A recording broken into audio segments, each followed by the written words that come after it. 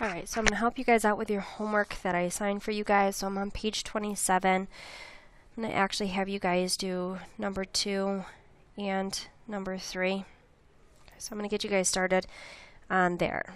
Okay, alright, so if we're looking at number 2, so I'm going to slide my book down.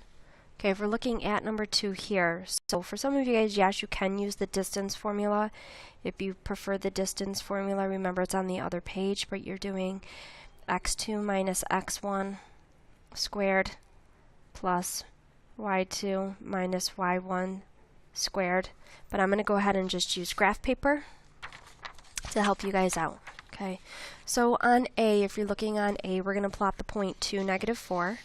So I'm going to plot the point 2, negative 4. Okay, so 2, negative 4 is there. And I'm also going to plot 6, 4. So 6, 4. Right. Now what's going to happen is that I'm going to actually connect these with a line.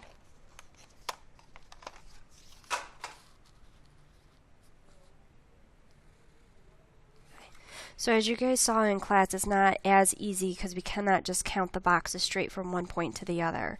So what I'm going to create is I'm going to create my right triangle. So that way I'm able to use the Pythagorean theorem. So again, with the distance formula, pretty much we're always looking for side C. Okay, so I'm going to count my boxes up. 1, 2, 3, 4, 5, 6, 7, 8. So this is 8 boxes up. And then I would count 1, 2, 3, 4. This is 4 boxes to the right. Okay, so again, essentially what we're creating is the slope, we're creating the rise, and we're creating the run. So I'm going to call the 8 my A, and the B is my 4. Okay, so I'm going to use that. I'm going to transfer that data onto here. Okay, we said the A was 8, and the B is 4. Okay. So from here, instead of using the distance formula, I'm just going to use the Pythagorean theorem. It's the same thing as the distance formula, where we're essentially doing a squared plus b squared, and then at the end we're taking the square root, but just a different approach. This becomes 8 squared plus 4 squared equals c squared. Okay, and then I'm going to leave it there and have you guys finish solving the rest of that, so that at least we'll get you guys started. Okay, so I'm going to move to 2b. Okay, 2b states that I'm going to have to graph 5 at 4 and negative 114, so I'm going to go ahead and graph that, 5, 4. So I'm going to use that same sheet of graph paper, 5 and up 4. Just be careful that I know which dots I'm using. Okay, and the second point of negative 114. So I'm going to go to the left, negative 1, and then up to 14, and then connect those 2 points. So again, be very careful of using the same sheet of graph paper that you're connecting the correct points. So here I am, I'm going to connect these two. And then I'm going to create this right triangle. Okay. So I'm going to go down until I get to the point, and then I'm going to go over until I get to the point. Okay, and again, the C is the part that you're missing because that's the hypotenuse. And then what's given now in red are the 2 legs. So this side I'm going to call A, this side is now my B. So I'm going to count 1, 2, 3, 4, 5, 6, 7, 8, 9, 10. My A is my 10, and my B is, count from here, 1, 2, 3, 4, 5, 6. My B on this triangle would then be 6. Okay, so I'm going to take that data and transfer it now to my paper. Okay. My A was 10, and my B is 6. Not C. Okay. Now I'm going to write the Pythagorean theorem. That's what we do, again, for the distance. So in the instructions where it asks for distance, that's what they're talking about.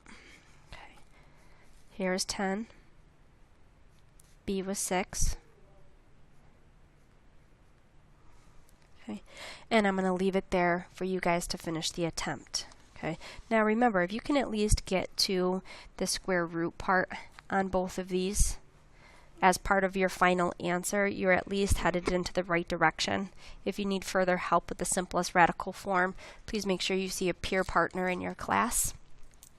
Okay, now I'm going to move to question number 3. Okay, asking me pretty much for the same thing. Okay, if we read it, it changed the word though. It's asking for length when we're used to seeing the word distance. So length and the word distance are interchangeable. Okay. So again, to help me with this one, I'm going to plot these 2 coordinates on my graph. You're more than welcome to use the distance formula if that's going to help you out. Use your distance formula. But I'm going to plot them on the graph to have a better understanding. So I'm going to plot 2, 7. Okay, so I'm going to go right to, and again, this is starting to get a little bit messy. So here's 2, 7. So let me switch colors and use green. There's 2, 7, and then -3, 1, and then up to 1. So with these 2 green dots, they're the ones that I'm actually going to connect this time. I'm going to create my right triangle after that. So this is side C, so what I want to do is to create the right triangle up until I get to this point and then go over to the point. Okay. So I'm just going to count my boxes. 1, 2, 3, 4, 5, 6. The up is 6. And to the right, 1, 2, 3, 4, 5. To the right, 5. So again, it's getting messy because I'm on one grid, but you could use different graph paper if you choose to. Okay, so I'm going to have the numbers now. My A is 6, and then my B is 5 on the green triangle. Okay. So I'm going back to this problem where the A was 6 and the B was 5. Okay, so that's at least a start. And then I'm going to leave you guys off with the fact that plug it into the Pythagorean theorem. Okay, the difference between problem 2 and problem 3 is the idea of here they ask you for simplest radical form. But again, if you can get to the square root, you're fine. Here, these answers are all in decimal form. So when we get to decimal form, you're actually really going to take the square root of whatever number you get there and then round it to the most appropriate decimal. Okay. So I'm going to stop there. I hope that helps you guys with your homework.